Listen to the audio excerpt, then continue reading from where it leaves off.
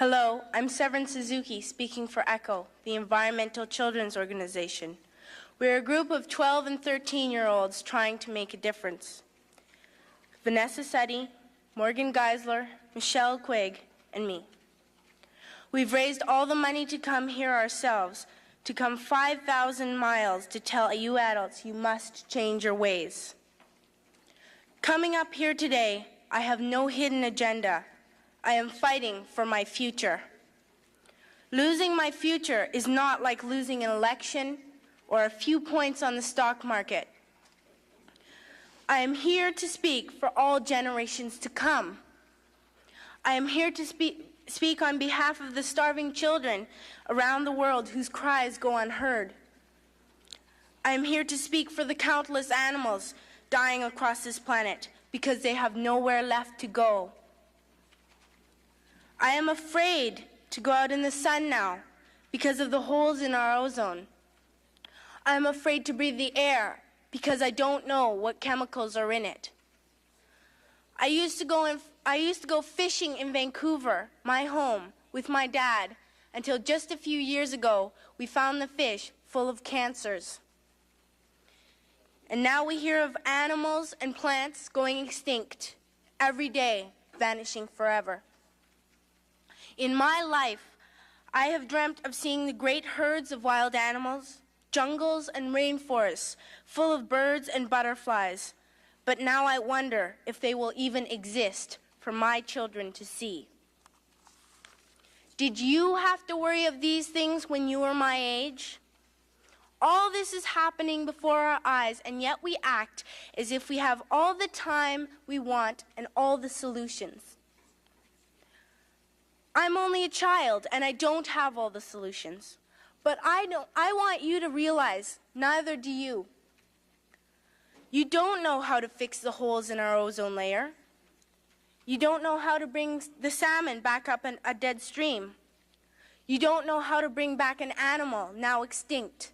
And you can't bring back the forest that once grew where there is now a desert. If you don't know how to fix it, please stop breaking it. Here, you may be delegates of your government, business people, organizers, reporters, or politicians, but really, your mothers and fathers, sisters and brothers, aunts and uncles, and all of you are someone's child. I'm only a child, yet I know we are all part of a family. 5 billion strong. In fact, 30 million species strong. And borders and governments will never change that. I'm only a child, yet I know we are all in this together and should act as one single world towards one single goal. In my anger, I am not blind, and in my fear, I am not afraid of telling the world how I feel. In my country, we make so much waste. We buy and throw away, buy and throw away, buy and throw away. And yet northern countries will not share with the needy. Even when we have more than enough, we are afraid to share. We are afraid to let go of some of our wealth. In Canada, we live the privileged life with plenty of food, water, and shelter. We have watches, bicycles, computers, and television sets. The list could go on for 2 days. 2 days ago here in Brazil, we were shocked when we spent time with some children living on the streets. This is what one child told us. I wish I was rich. And if I were, I would give all the street children food, clothes, medicines, shelter, and love and affection. If a child on the streets who has nothing is willing to share, why are we who have everything still so greedy? I can't stop thinking that these are children my own age, that it makes a tremendous difference where you are born. That I could be one of those children living in the favelas of Rio. I could be a child starving in Somalia, or a victim of war in the Middle East, or a beggar in India. I am only a child, yet I know if all the money spent on war was spent on finding environmental answers, ending poverty, and finding treaties, what a wonderful place this earth would be. At school, even in kindergarten, you teach us how to behave in the world. You teach us not to fight with others, to work things out, to respect others, to clean up our mess, not to hurt other creatures, to share, not be greedy. Then why do you go out and do the things you tell us not to do? Do not forget why you are attending these conferences, who you're doing this for. We are your own children. You are deciding what kind of a world we are growing up in. Parents should be able to comfort their children by saying, everything's going to be all right. It's not the end of the world, and we're doing the best we can. But I don't think you can say that to us anymore. Are we even on your list of priorities? My dad always says, you are what you do, not what you say. Well, what you do makes me cry at night. You grown-ups say you love us, but I challenge you, please, make your actions reflect your words. Thank you.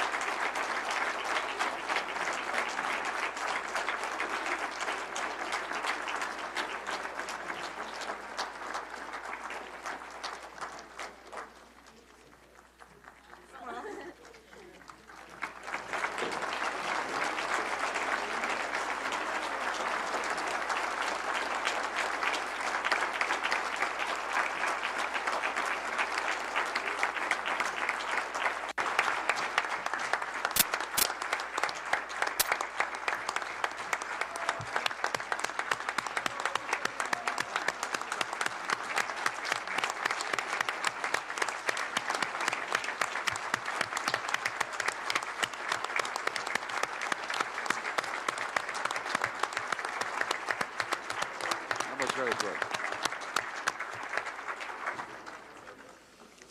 I would like to thank you, the four of you, for your participation in this conference and for reminding us that we are responsible for the world and for the future generations, and also for reminding us that we are responsible not only for our words, but also for our actions. I am keenly aware that what the four of you have said to us makes us all feel, to make a quote of a Brazilian poet, that we all have two hands and the sentiment of the world. And I think this is what you have expressed. Greta, your first climate strike was a lonely event a little over a year ago. And in the intervening time, you have sparked the interest of millions, literally, of children around the globe, demanding action for climate change. What's your message to world leaders today?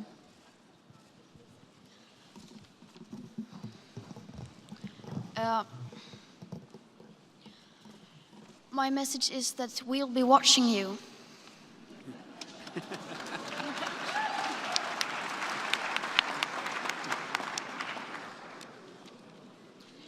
This is all wrong. I shouldn't be up here. I should be back in school on the other side of the ocean. Yet you all come to us young people for hope. How dare you? You have stolen my dreams and my childhood with your empty words, and yet I'm one of the lucky ones. People are suffering. People are dying. Entire ecosystems are collapsing. We are in the beginning of a mass extinction, and all you can talk about is money and fairy tales of eternal economic growth. How dare you?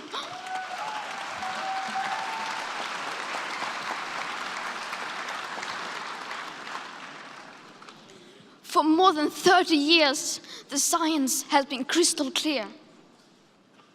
How dare you continue to look away and come here saying that you're doing enough when the politics and solutions needed are still nowhere in sight? You say you hear us and that you understand the urgency. But no matter how sad and angry I am, I do not want to believe that. Because if you really understood the situation and still kept on failing to act, then you would be evil, and that I refuse to believe.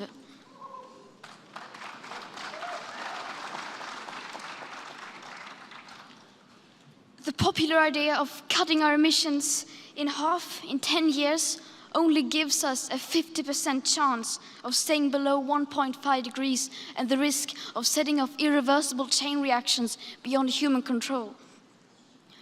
50% may be acceptable to you, but those numbers do not include tipping points, most feedback loops, additional warming hidden by toxic air pollution, or the aspects of equity and climate justice. They also rely on my generation sucking hundreds of billions of tons of your CO2 out of the air with technologies that barely exist. So a 50% risk is simply not acceptable to us, we who have to live with the consequences. To have a 67% chance of staying below a 1.5 degrees of global temperature rise, the best odds given by the IPCC, the world had 420 gigatons of CO2 left to emit back on January 1st, 2018. Today, that figure is already down to less than 350 gigatons. How dare you pretend that this can be solved with just business as usual and some technical solutions? With today's emissions levels, that remaining CO2 budget will be entirely gone within less than 8.5 years. There will not be any solutions or plans presented in line with these figures here today, because these numbers are too uncomfortable and you are still not mature enough to tell it like it is. You are failing us. But the young people are starting to understand your betrayal. The eyes of all future generations are upon you. And if you choose to fail us, I say we will never forgive you.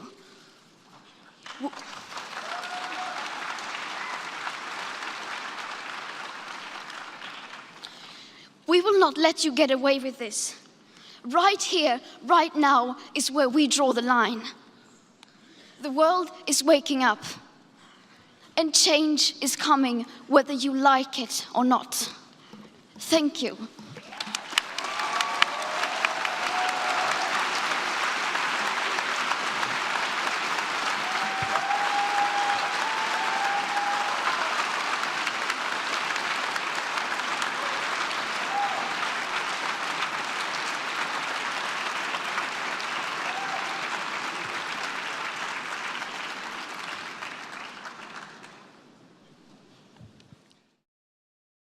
Now, it's the Australian way that people want to do their bit.